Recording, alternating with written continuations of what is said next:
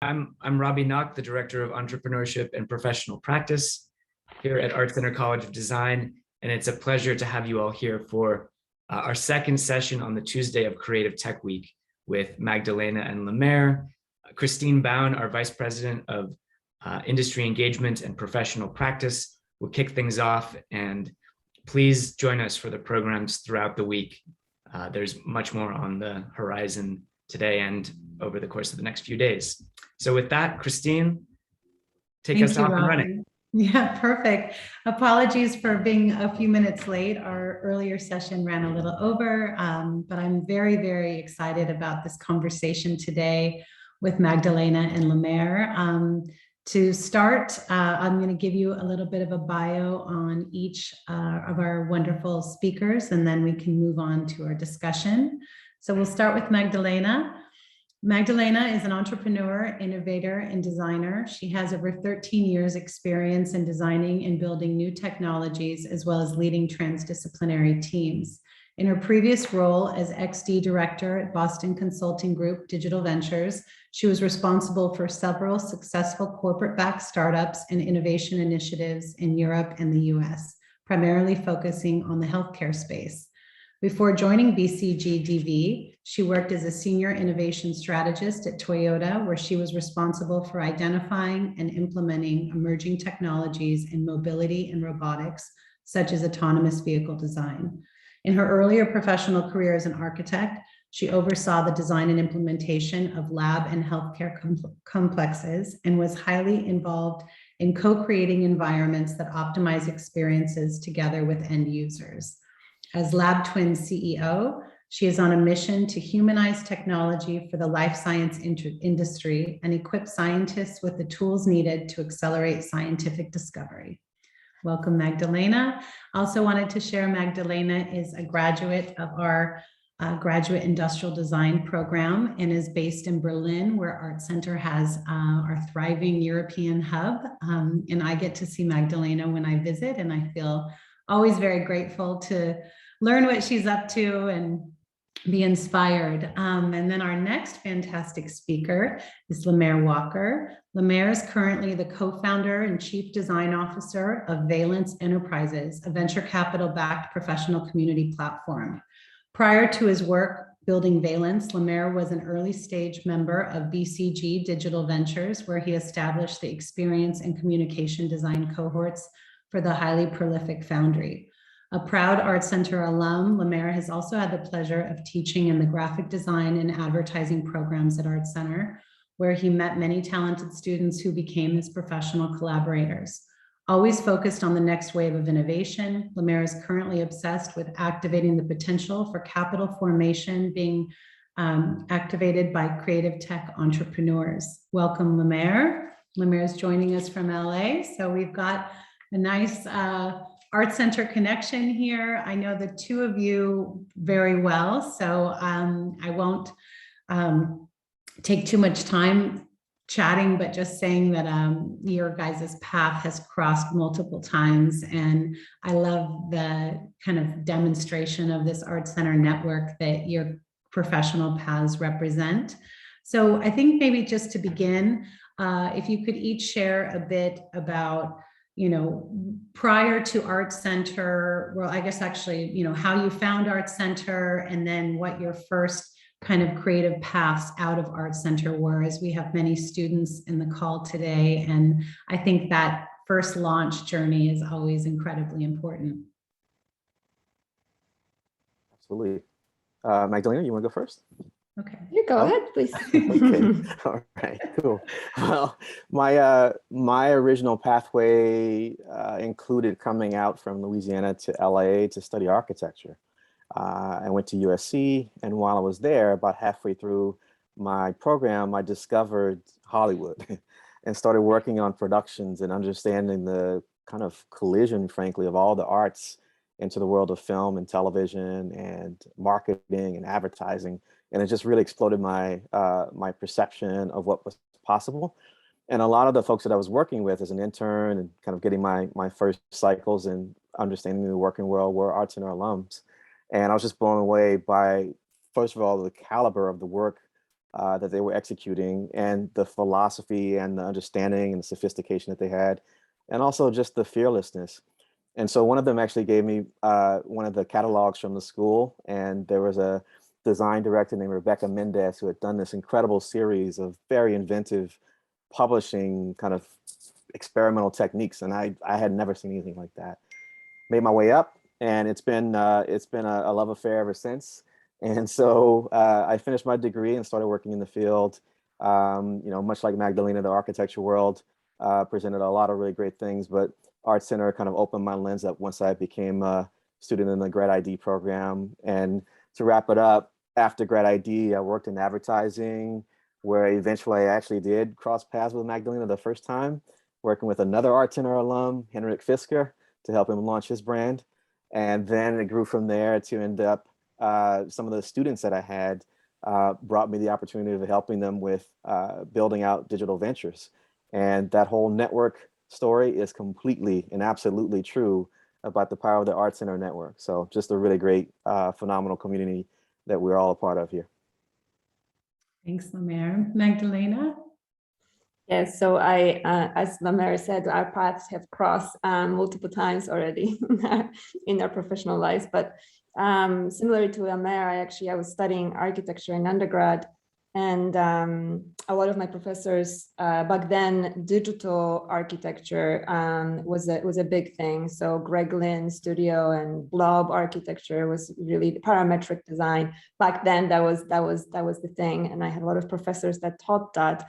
And in one of them introduced me to the concept of in a sort of new way of thinking about architecture in a parametric world, was how to apply actually automotive manufacturing techniques to potentially fabricate or prefabricate architecture.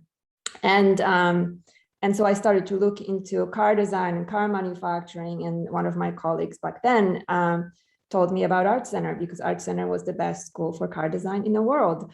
And I was in undergrad then, but I knew that I wanted to continue in graduate studies eventually. So back then I checked ArtCenter, and I thought, okay, I will wait a little bit. I will start putting my architecture education to practice. So I studied architecture, then practiced for around 5 years, and then I ended up going back to grad school at ArtCenter to grad ID. But to be frank, I sort of touched many different departments. So I would say I was equally part of grad ID as I was product, and I was probably automotive design. So I really sort of spread my wings at ArtCenter. And then, as Lemire said, we crossed paths again when I was at Fisker automotive. And then I went to Toyota, and then ended up again together with Lemire at PCG DV as for a very early stage team. And with DV, I actually moved to Berlin because we had another studio here. And the Labtwin, the company that I'm at right now, was basically one of the ventures that I helped build, and then ended up leaving DV to actually do the work, be where the rubber hits the road, and run a startup. Thank you. I think I want to get into a little bit of my other questions, but I think just to kind of pause on what both of you did through your ArtCenter education, since we do have a lot of students participating in this week.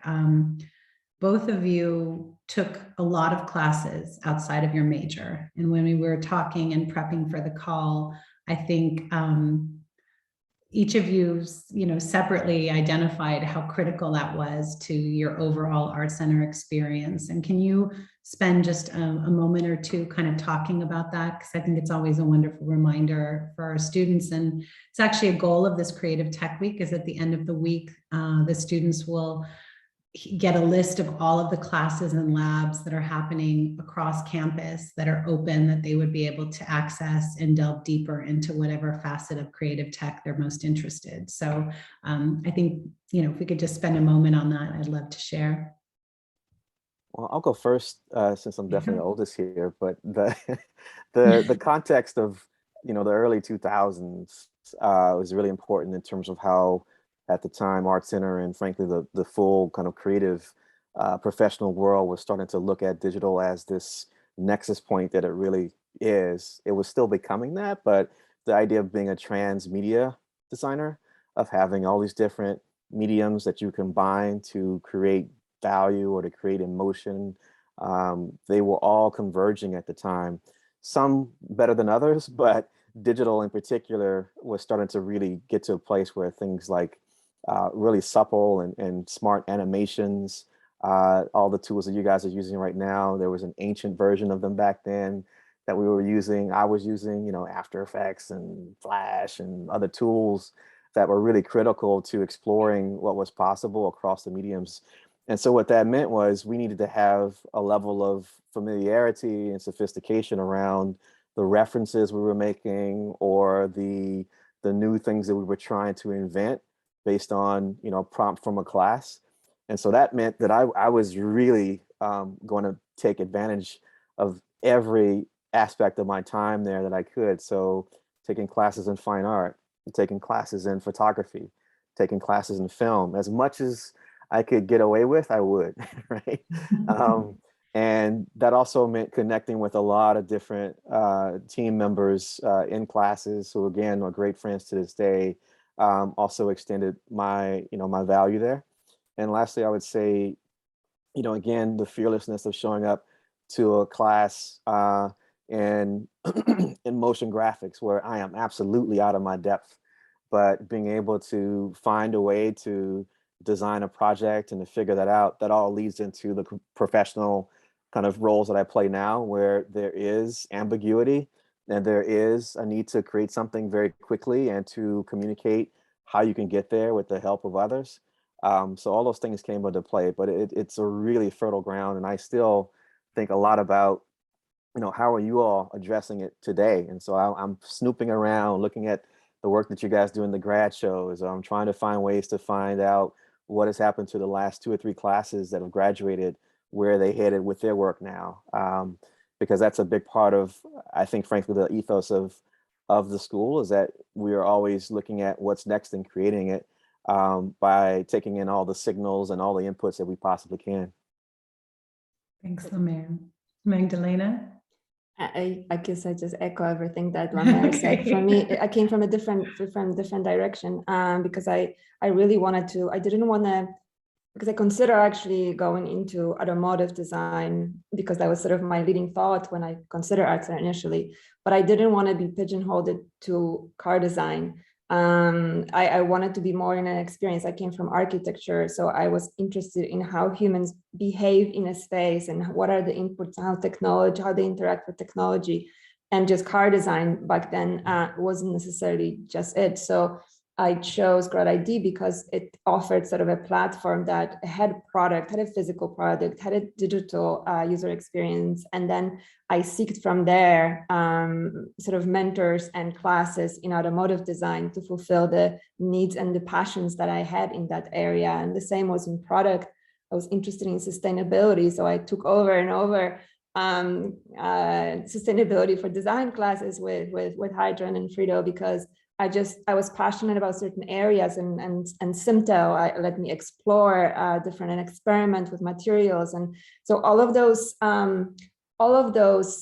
There's so much creativity and so much to learn, and sort of I had certain passions and certain curiosities for a specific topic.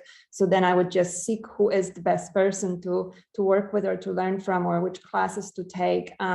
And that sort of not only allowed me to learn so much more, not just in one single discipline, but across, but also build my network at ArtCenter, which was much greater than just staying within one major. And that brings to today. I mean, with Lemire, and I've had so many, my greatest sort of friends are ArtCenter alumni. So that's wonderful. I think, you know, we see the intersection of design and business everywhere. And I know that, you know, as our creative communities move into these professional roles, there's always that tension. Do I need to get an MBA? Do I need to, you know, how deep in the business world do I need to be to get to where I am?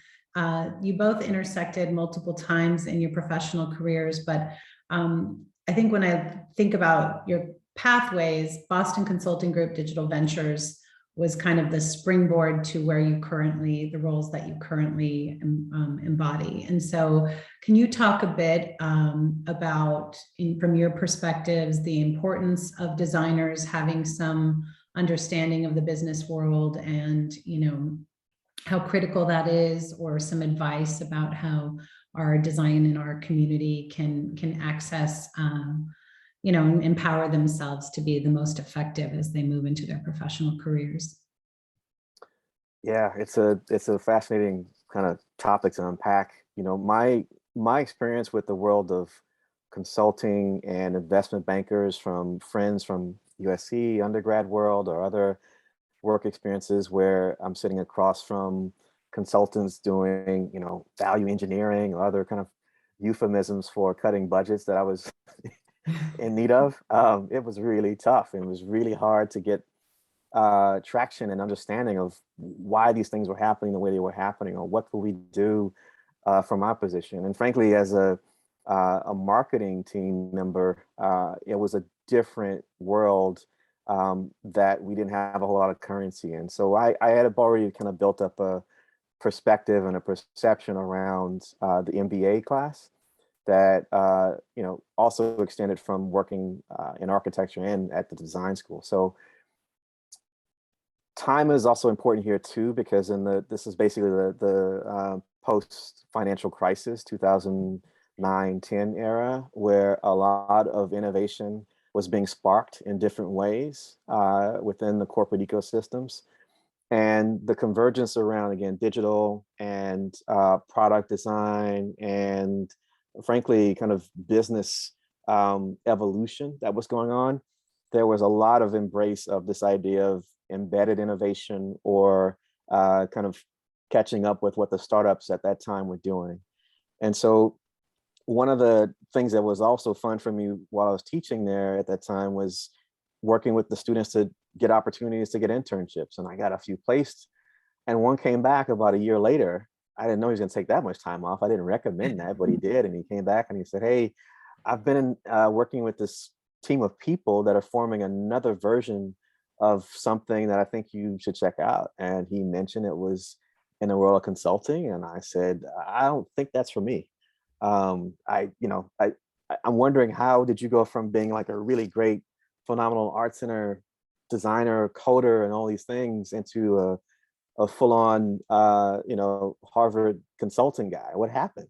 I'm not that. I'm actually something else. And I was like, well, I hope it's good. Let's talk in a bit. So he took 6 months and came back and said, "Hey, you really need to come check this out. This is different. Here's why. We're actually at the table with leadership in ways that we never have been as creatives. We're actually not just expected, but empowered to actually deliver value with our craft." I was like, okay, well, that sounds way different than anything I've ever seen before. But what's the culture like? What's it like to be there as the only designer? And he said, no, actually, they've hired a full suite of designers.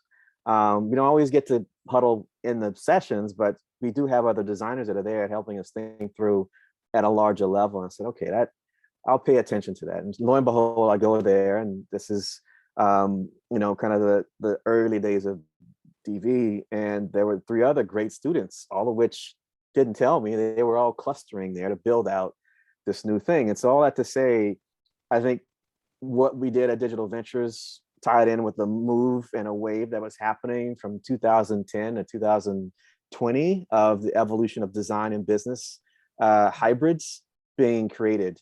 And so a lot of really great design leaders, whether it's Brian Chesky at Airbnb to some of the other folks like my colleague here, Magdalena, who have stepped into these roles and these titles, sometimes maybe reluctantly, but sometimes they fully take it on.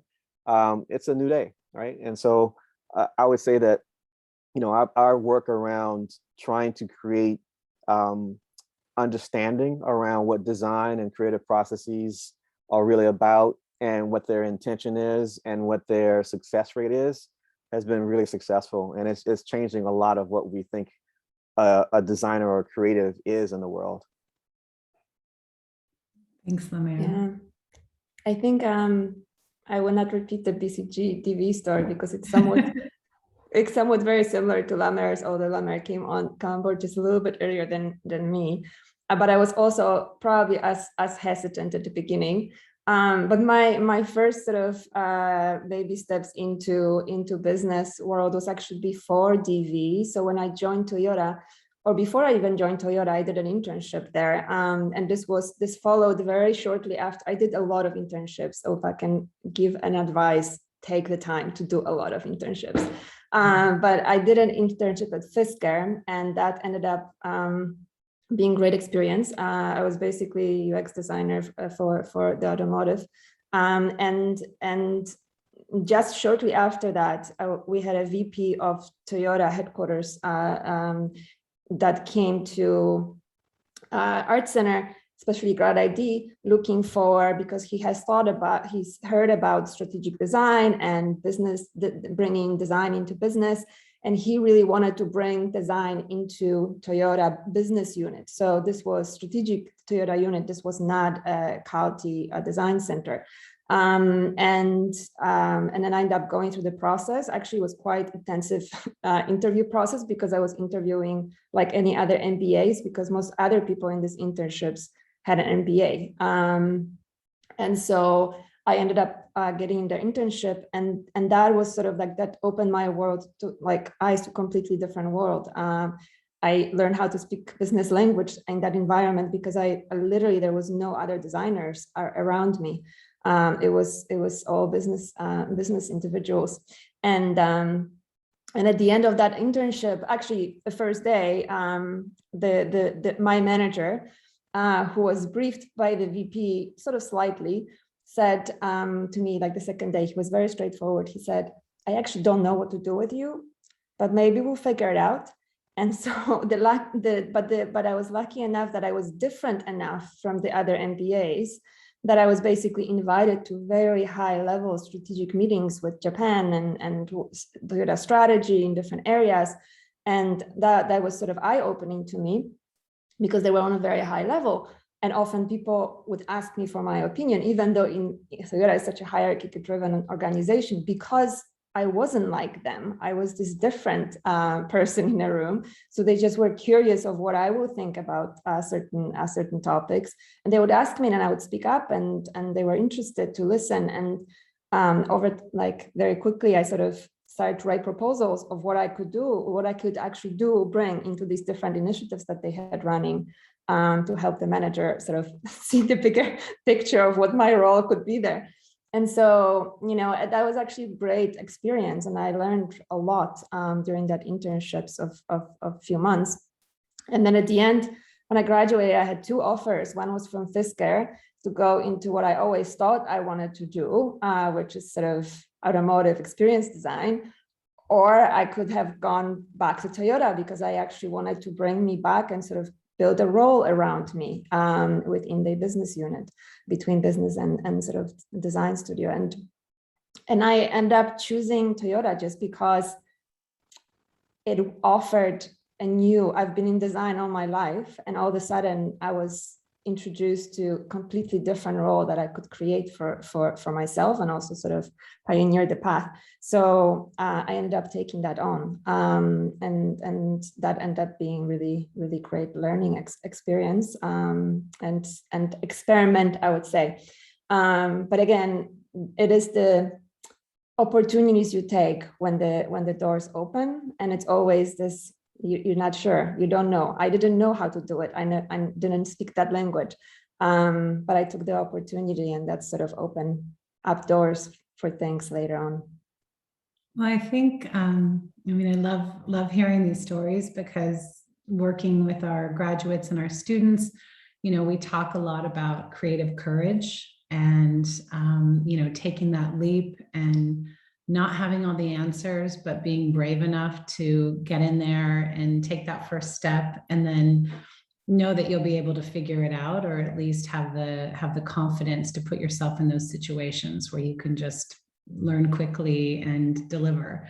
And I think that is another special thing about ArtCenter, our students and our alumni, our faculty, our community. I think that thread is really strong. And when I think about both of your careers, going from startup to now Chief Creative Officer and CEO. I think, designers having a seat at the table at the C-suite was something that, 20 years ago was very rare. And I think I'm looking at two people who found their place there. So I know there's others, and I know that it's slowly improving. But as you're both hyper creative and you have a myriad of interests outside of the current roles you employ, how have you taken some of your design skills into these leadership roles and kind of in an organizational design space? Because I think when you're trying to get these teams and navigate startups into the different rounds of funding and everything else, that's a very stressful, intense, and also, I think as creatives, maybe a little bit unfamiliar space. And yet you both have done this. So I think that transition or that leap is something, if you don't mind just sharing your perspectives on how you did it. Interesting. Yeah, I'll start by saying the design of the culture and the community within an entity is where I usually try to start, right? In this latter stage of my career where there's more people management going on than kind of craft of the work directly, I still am very hands-on, but I'm also very sensitive to not overriding team members' opportunity to create work and to have growth and success. So it's a delicate balance around, how can I create a context and support them while they're there, and that they're getting to kind of do all kinds of different things and or define the 1 to 3 opportunities for them to really become masters of something, which is what I try to do around kind of the matrix around understanding the psychology of teams and individuals with a storytelling kind of focus, where I'm really trying to help with the marketing, communications, and the emotions, frankly, around what we're doing. And then, of course, there's the actual product. As much as I can, again, walking sometimes on eggshells or just being a bull in a china shop, I will kind of come in and help influence and drive things. Like with Valence, a lot of what that was driven by was an observation that a venture capital firm had about how we were building out a team and a culture at Digital Ventures, and they wanted that for their portfolio, and they could see how other large companies that they work with would also want that 3-4 years ago. And my first step was, of course, working on the product, thinking about the emotion and then the story behind creating a professional network, and then actually going into, okay, now let's see what version of team infrastructure can we really have here in this context. And it ended up being a thing where I needed to call out and get some of the best motion designers in the world. And I just happen to know some from a certain school and so forth, right? And so thinking about where things are headed next as we continue to scale, and there's more of a distributed, truly decentralized model that the network now has, thinking about where can tech help facilitate that, but never losing the idea that I am actually trying to create and design a world of culture that people want to be a part of as much as possible.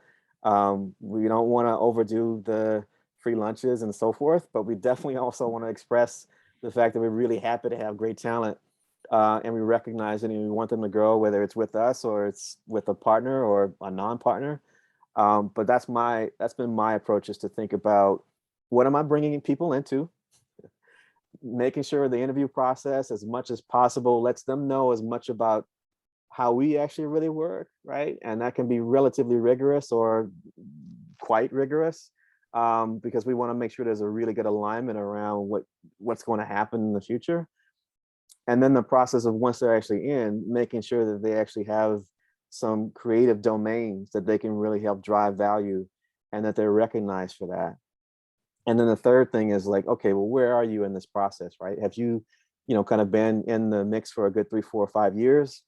Maybe there's some other things that we can add to it, or maybe we need to have you kind of graduate and go and do something new. Maybe you come back, maybe you just are a really great ambassador. We don't know yet, but never being afraid to say that the culture is actually also got satellites around it. And that was something that I think I kind of had to invent for my own mindset with dealing with large teams. and on down to smaller kind of clusters and freelancers, I still try to do that as well. That's great, Lemire. And Magdalena, mind I sharing think, about LabSpin? Sure. I think so. In general, I think creatives have something. They have this power to ask what if and to imagine.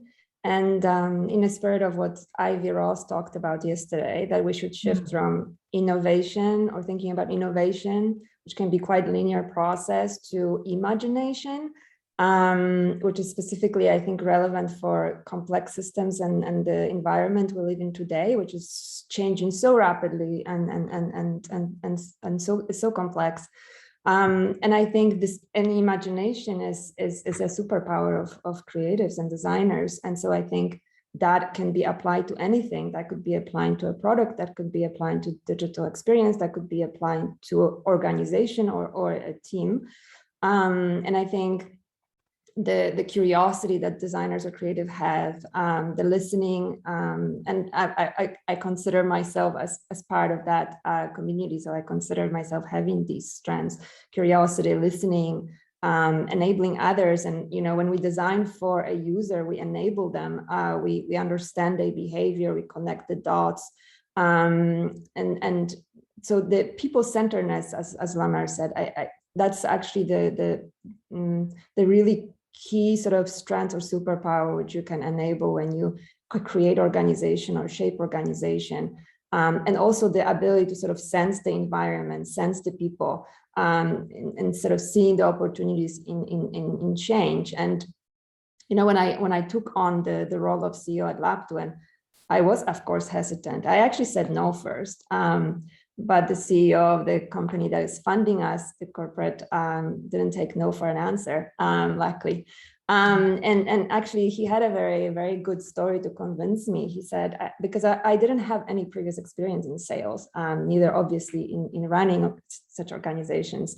But he said, well, if you think about your role of a CEO, the analogy could be baking a cake. You don't necessarily need to be the ingredients. You just need to pick all the right ingredients and then, mix them in a way that, creates an excellent cake at the end, and an excellent result. And this actually also reminded me of what Ivy Ross was saying yesterday, that she feels her role is to orchestrate, and sort of give the guidance to the team. And I think the fact that we're so good in imagining the possible, the questioning, sort of showcasing or telling the story of the art of the possible are the key sort of instruments to lead a team, because as a CEO, your role is to sort of drive the vision, inspire, teach, coach. You need to sort of project what the vision is and sort of inspire everyone to follow.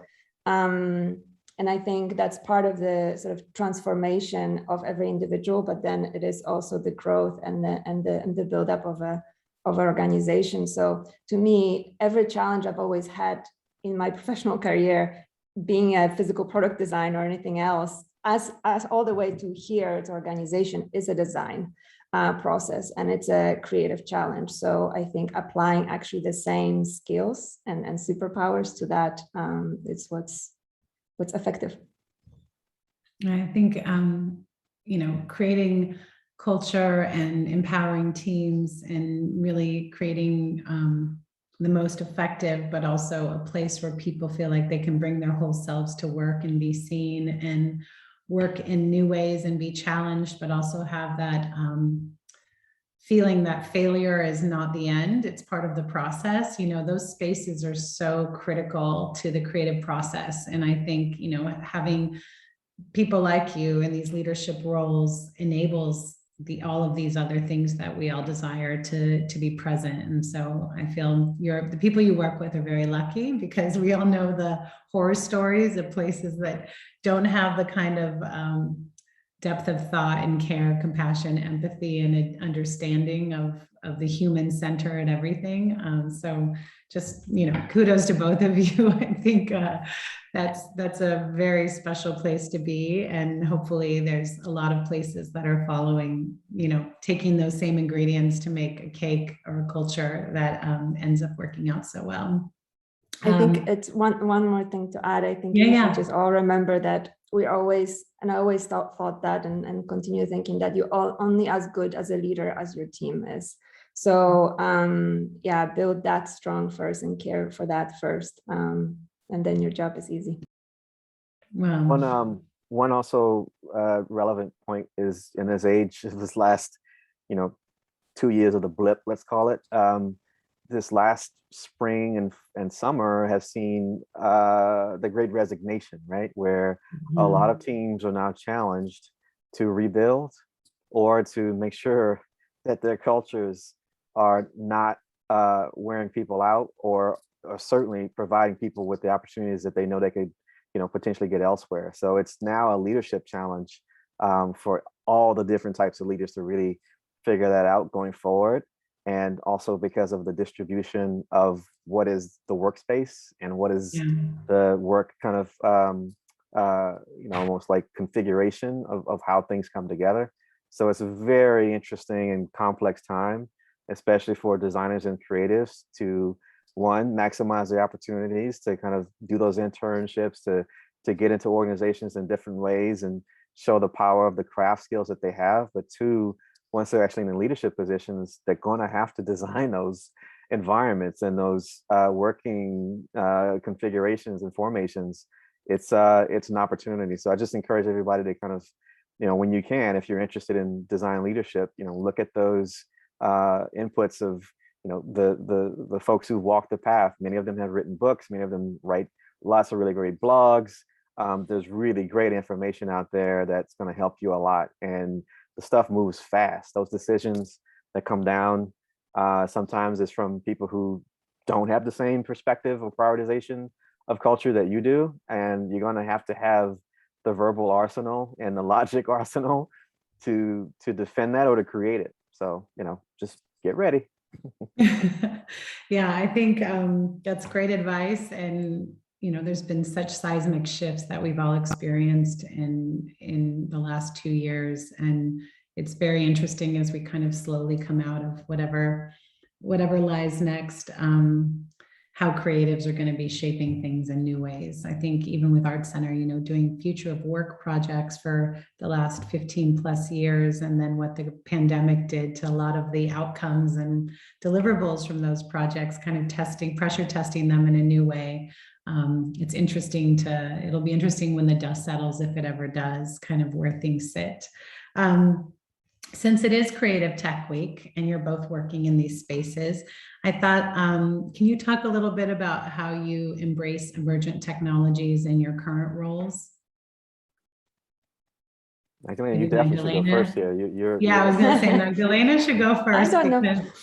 So, LabTwin, so maybe just a very quick brief on LabTwin. What LabTwin is. LabTwin is a digital voice first, but not voice only, digital lab assistant. So it allows scientists at the bench capture and access information hands-free and in real time. I will not explain the entire pitch because it would take some time, but basically we leverage NLPs, so we leverage predominantly voice, and this is quite, for all of you, this might not seem like an emerging technology, but we are bringing this technology into extremely conservative part of the market, which is pharma,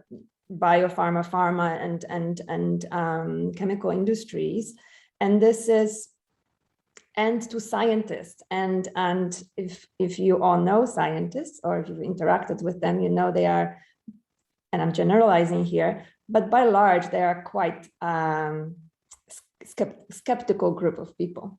They need a proof for everything and validation for everything and use case for everything that exists. So, leapfrogging and trying a new technology that may not work from the start, that takes some effort. And on top of that, we're not just B2C company, we are B2B company. So we don't only have to convince the individual users or scientists to adopt this tool that will improve their processes and day-to-day work, but we also need to convince large organizations to fit us in with their digital infrastructure and that we can really make a difference. And so that requires not only understanding the technology and sort of being on a frontier of that. So knowing all the advances and what's possible, what's not possible just yet, and what will be possible like a year from now or 2 years from now, but also really leading in how to change management, culture change. And this is where sort of the skills of behavioral dynamics, behavioral mechanics, and how to sort of make people change their behavior. What is the sort of the emotional process of going through change? That is part of sort of what my team and I do from day to day. So yes, we're dealing with a lot of technology, but the problem actually is not the technology or the technical aspects of it.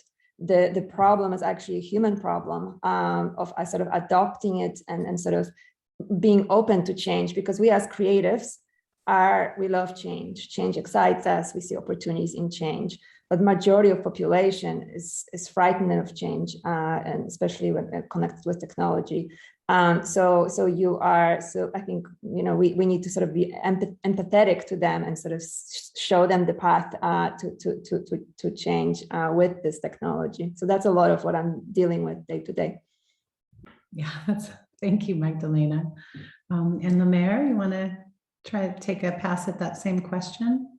Yeah, it's interesting. It's strikingly translatable in terms of the tech that we're using and the stack and so forth is relatively sophisticated. My CTO would throw a brick at me for saying that, but it's because we're focused on the usability and the human factor, and this idea of human capital. How do people actually get access to different categories of deficit in the human capital needs that they have, meaning diversity, gender, and so forth. We're in the business of helping people find talent, as well as to help that talent grow in their pathway and mentoring and all those things. It is highly human centric. And as much as we design, myself especially, different tools and techniques and so forth, it always gets short circuited to, I just want to talk to somebody on the phone or on a Zoom or in person. How can you get me there? And it's like, okay, well, we can pretty much tear down all the stuff I spent 6 months and developers' time to build for you to just have direct human access. And we do that, right? Because that's what matters most. And so in the case of, things that go along with it, whether it's, events and live streaming, or some things that we have in mind around how do you actually map the characteristics of success through mentors. And so this kind of highfalutin notion of looking at a genomic kind of interactive experience of, hey, here's 10 really great archetypes, several of which are probably in your current field, some are not. You can look at their bios and their pathways, their oral histories, and all these different inputs and outputs around them telling you how they've done what they've done and what they're doing next. And then you can use those traits and techniques to map out your next steps. So it's almost like a navigation system. I know I sound like a full-on ArtCenter nerd right now, but that's the stuff that we're trying to do on top of the tech stack for the humans that are at the center of it.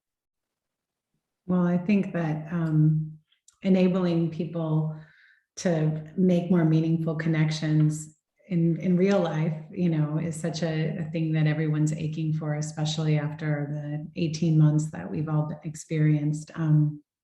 I think, what you both do in your professional roles is very, very fascinating. And I think that the trajectory to reach the positions that you're in is incredibly inspiring. But I also know you're both interested in a million things outside of your roles. And as we're talking again about our creative tech and the broad umbrella, everything that fits underneath, maybe before we get to questions, we can talk a little bit about some of your personal interests in emergent technologies and some of the things that you're geeking out on or hacking or enjoying exploring outside of Valence and Lab Twin. So for Magdalena? me, maybe because I'm exposed to the topic of biotechnology and working with many scientists from day to day for the last 3 years, I'm just fascinated with the new methods of technologies in biology, actually. So that could help us better sort of understand the world around us and also our own bodies or micro ecosystems. But sort of I'm expanding my interest from technology as craft, what we used to sort of the science of biology. And I hope that in the future, maybe we can actually have a creative biotechnology week at ArtCenter. Yeah. But I'm recently fascinated with the topic of bio-individuality and sort of personalized wellness. It's not necessarily new for me, new fascination. I remember like in 2010, I was participating in quantified self events in LA. When I started ArtCenter in 2007, I designed the concept of a health tracking device that was a ring. But now I actually do wear a ring. It's not mine, but my design was actually very similar. But now I actually do wear a ring that does a tremendous job in sort of coaching me how to sleep better. I wear a continuous glucose monitor that helps me track my glucose spikes, and not because I live with diabetes, but because I find it sort of amazing tool in managing energy levels throughout the day based on nutritional input. And these wearables that allow us to kind of quantify ourselves, but more importantly, it's not the technology only, it is that enables us to actually understand the science behind sort of each pillar of health. And for example, if you start looking for books about the science of sleep, you will find probably around 40 titles, and most of them are all published within the last 3 or 4 years. When you look at the science of nutrition, there will be even more titles, especially a lot of them that came out in the last couple of years. And it's all, many of them are actually written by scientists or collaboration with scientists. So I'm experimenting a bit on my own for now with this technology and tools, but also studying the science behind nutrition or sleep. But what fascinates me is how the science of technology will evolve and the potential sort of future tools that could make the science not only approachable, but also easily applicable to our everyday life, this personalized and sort of actionable to the masses, because it certainly takes, and not only to the sort of self-proclaimed biohackers, because it is not an easy digestible topic. So I think as designer, I just have a passion for making it more accessible to others.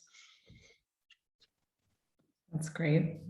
I like to learn from you. I was complimenting your ring last time I saw you and not having any idea that it was actually giving you all of this incredible data about your habits and allowing you to kind of shift things accordingly. Lemire? Yeah, it's really interesting. Again, the bridges, I went to a few events in the spaces that you spoke of there, Magdalena, the Humanity Plus and a few other things that were happening at Caltech. And my intention was, one, to discover how far are people taking their experiments, right? I had read some of the stuff with Tim Ferriss and some of the other groups. And it was quite far, further than I was really ready for at that time. And that was a decade ago. So I have no idea, but yet no doubt that you'll make something really fantastic out of your kind of extension of the experiments. But my intention was to also look at, again, the communities around these interest zones that are kind of advancing things 3 to 5, 10, 15 years ahead. So for me, actually, the thing that's been occupying and chewing a lot of cycles right now, the last couple of years, has been in a space that I actually started to explore while I was teaching at ArtCenter. So I got asked to teach a really interesting oxymoron title class, advertising ethics. And it was a tremendous amount of fun because the class allowed me to work with students that are usually 6th to 7th, maybe 8th term, and they're quite good at craft, but they wanted me to kind of get them ready for some of the professional challenges that would go along with working in the agency world. And one of those challenges was what happens when you get a really complex and or let's say beleaguered client or a beleaguered industry. What can you do to help change and evolve that? And so I would pick out really gnarly companies that just had a really bad PR issue, or they had all kinds of stuff going on. And one of the assignments, I said, I'm going to pick a non-entity and have them work on Bitcoin. And that was 2013. And so I had them I had them put together an assignment. I just remember 3/4 of the class just giving me the stink eye, like, this guy, man. And then, and the experiments were about trying to bring it out of the dark net kind of issues that it had, and what could you do around that?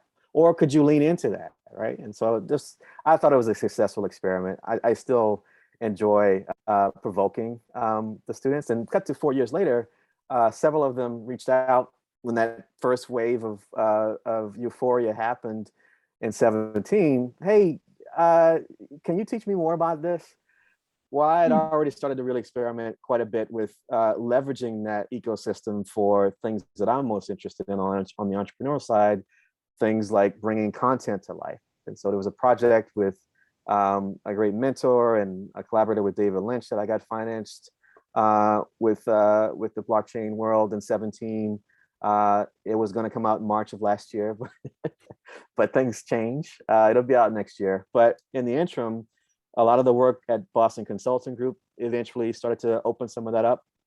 And so I've kept that as a thing on my radar in terms of what can happen around equity, literal equity, and financial alchemy is what I'll call it, which I really like. Now, we've got a lot of regulatory kind of scarecrows running around now, but I think they have been prompted to do so because so many really cool things are coming out of it. And lastly, for the creative class, this year has been incredible, right? We know the acronym NFT now.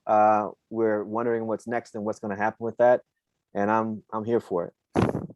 Yeah, it's such a fascinating space. I've been really trying to do a lot of homework to understand more about it. And yeah, it's changing every day. I mean, it's in the news every single moment. So lots of exciting ups and downs, I'm sure, ahead. But I'm noticing our time. I don't want to not leave any time for questions. So if anyone has any questions, if you can put them in the chat, I can read them to our wonderful panelists. And in the meantime, maybe could each of you share again for our students that are on this Zoom, what your best piece of advice for students entering their careers these days?